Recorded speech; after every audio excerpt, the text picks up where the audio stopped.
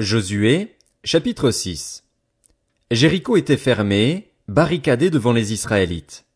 Personne n'en sortait et personne n'y entrait. L'Éternel dit à Josué, « Regarde, je livre entre tes mains Jéricho et son roi, ainsi que ses vaillants soldats. Faites le tour de la ville, vous tous les hommes de guerre. Faites une fois le tour de la ville. Tu agiras ainsi pendant 6 jours. 7 prêtres porteront 7 trompettes retentissantes devant l'arche. Le 7e jour, vous ferez 7 fois le tour de la ville et les prêtres sonneront de la trompette. Quand ils sonneront de la corne retentissante, quand vous entendrez le son de la trompette, tout le peuple poussera de grands cris. Alors la muraille de la ville s'écroulera et le peuple montera à l'attaque, chacun devant soi. Josué, fils de Nun, appela les prêtres et leur dit, « Portez l'arche de l'alliance et que 7 prêtres portent 7 trompettes retentissantes devant l'arche de l'Éternel. » Puis il dit au peuple, « Marchez, faites le tour de la ville et que les hommes équipés passent devant l'arche de l'Éternel. » Lorsque Josué eut parlé au peuple, les 7 prêtres qui portaient les 7 trompettes retentissantes devant l'Éternel se mirent en marche et sonnèrent de la trompette. L'arche de l'alliance de l'Éternel allait à leur suite. Les hommes équipés marchaient devant les prêtres qui sonnaient de la trompette et l'arrière-garde suivait l'arche. Pendant la marche, on sonnait de la trompette. Josué avait donné cet ordre au peuple, « Vous ne crierez pas, vous ne ferez pas entendre votre voix et il ne sortira pas un mot de votre bouche jusqu'au jour où je vous dirai, poussez des cris. Alors vous pousserez des cris. » L'arche de l'Éternel fit le tour de la ville. Elle fit une fois le tour, puis on rentra dans le camp et l'on y passa la nuit. Josué se leva de bon matin et les prêtres portèrent l'arche de l'Éternel. Les 7 prêtres qui portaient les 7 trompettes retentissantes devant l'arche de l'Éternel se mirent en marche et sonnèrent de la trompette.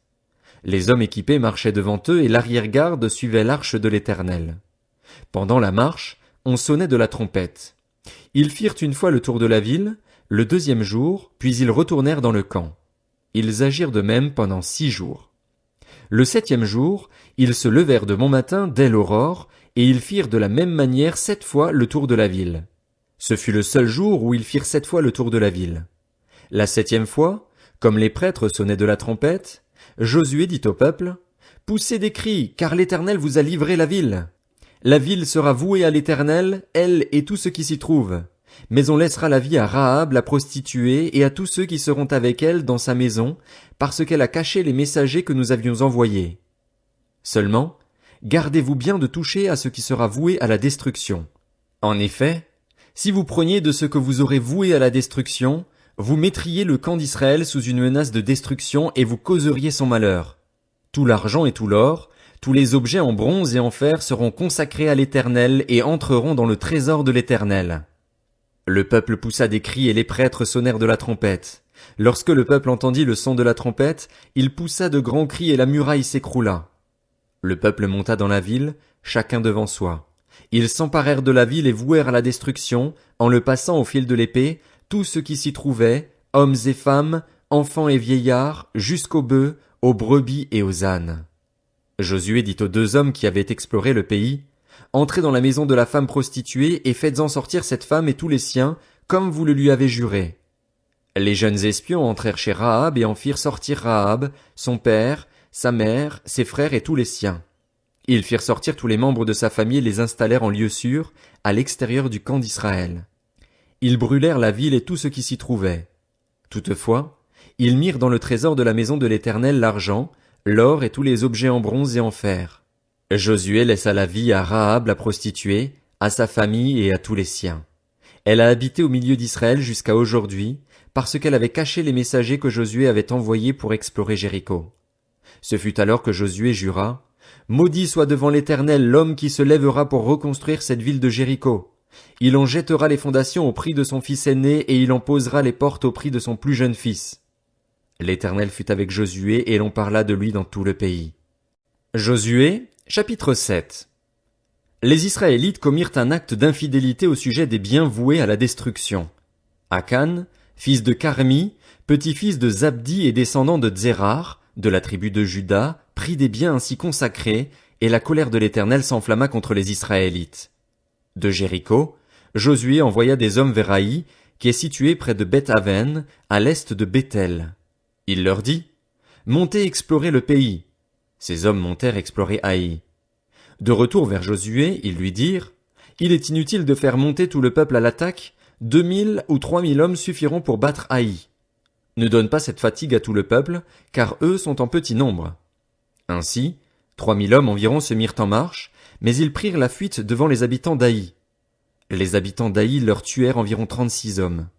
Ils les poursuivirent depuis la porte de la ville jusqu'à Shebarim et les battirent à la descente. Le peuple perdit courage, il se liquéfia. Josué déchira ses vêtements et se prosterna jusqu'au soir, le visage contre terre, devant l'arche de l'Éternel. Il était avec les anciens d'Israël, et ils se couvrirent la tête de poussière. Josué dit, « Ah, Seigneur éternel, pourquoi as-tu fait passer le Jourdain à ce peuple? Est-ce pour nous livrer entre les mains des Amoréens et nous faire mourir? Si seulement nous avions su rester de l'autre côté du Jourdain. De grâce, Seigneur, que dirais-je maintenant qu'Israël a pris la fuite devant ses ennemis? Les Cananéens et tous les habitants du pays l'apprendront. Ils nous encercleront et feront disparaître notre nom de la terre. Et que feras-tu pour ton grand nom? » L'Éternel dit à Josué, « Lève-toi. Pourquoi restes-tu ainsi prosterné? Israël a péché. Ils ont violé mon alliance, celle que je leur ai prescrite. Ils ont pris des biens voués à la destruction. Ils les ont volés et ont menti, et ils les ont cachés parmi leurs affaires. Ainsi, les Israélites ne peuvent plus résister à leurs ennemis. Ils prendront la fuite devant eux, car ils sont sous une menace de destruction. Je ne serai plus avec vous si vous n'éliminez pas l'objet voué à la destruction du milieu de vous. Lève-toi, consacre le peuple. Tu ordonneras, consacrez-vous pour demain, car voici ce que dit l'Éternel, le Dieu d'Israël. Il y a un objet voué à la destruction au milieu de toi, Israël. Tu ne pourras plus résister à tes ennemis, jusqu'à ce que vous l'ayez enlevé du milieu de vous. Vous vous approcherez le matin par tribu, et la tribu que désignera l'Éternel s'approchera clan par clan, le clan que désignera l'Éternel s'approchera famille par famille, puis la famille que désignera l'Éternel s'approchera homme par homme. Celui qui sera désigné comme ayant pris des biens voués à la destruction sera brûlé au feu, lui et tout ce qui lui appartient, pour avoir violé l'alliance de l'Éternel et commis un acte odieux en Israël. Josué se leva de bon matin. Il fit approcher Israël par tribu, et la tribu de Juda fut désignée. Il fit approcher les clans de Juda, et le clan de Tsérar fut désigné. Il fit approcher le clan de Tsérar, famille par famille, et Zabdi fut désigné. Il fit approcher la famille de Zabdi homme par homme, et Akan, fils de Carmi, petit-fils de Zabdi et descendant de Tsérar, de la tribu de Juda, fut désigné. Josué dit à Akan, « Mon fils, donne gloire à l'Éternel, le Dieu d'Israël, et rends-lui hommage. Dis-moi donc ce que tu as fait, ne me le cache pas. » Akan répondit à Josué, « Il est vrai que j'ai péché contre l'Éternel, le Dieu d'Israël, et voici ce que j'ai fait. J'ai vu dans le butin un beau manteau de Shinéar, 200 pièces d'argent et un lingot d'or de près de 600 grammes.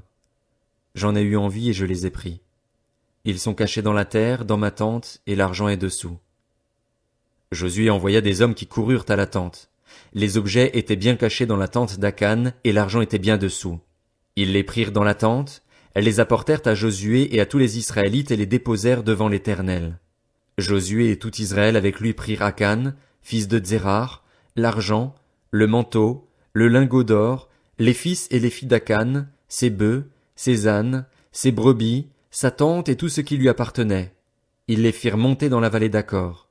Josué dit, « Pourquoi as-tu causé notre malheur? L'Éternel causera ton malheur aujourd'hui. » Et tout Israël lapida Akan. On les brûla au feu, on les lapida et l'on éleva sur Akan un grand tas de pierres qui subsiste encore aujourd'hui. L'Éternel renonça alors à son ardente colère. C'est à cause de cet événement qu'on a appelé jusqu'à aujourd'hui cet endroit Vallée d'Acor. Josué, chapitre 8. L'Éternel dit à Josué, « N'aie pas peur, ne te laisse pas effrayer. Prends avec toi tous les hommes de guerre et lève-toi, monte attaquer Haï. Regarde, je livre entre tes mains le roi d'Haï et son peuple, sa ville et son pays. Tu traiteras Haï et son roi comme tu as traité Jéricho et son roi. Toutefois, vous garderez pour vous le butin et le bétail.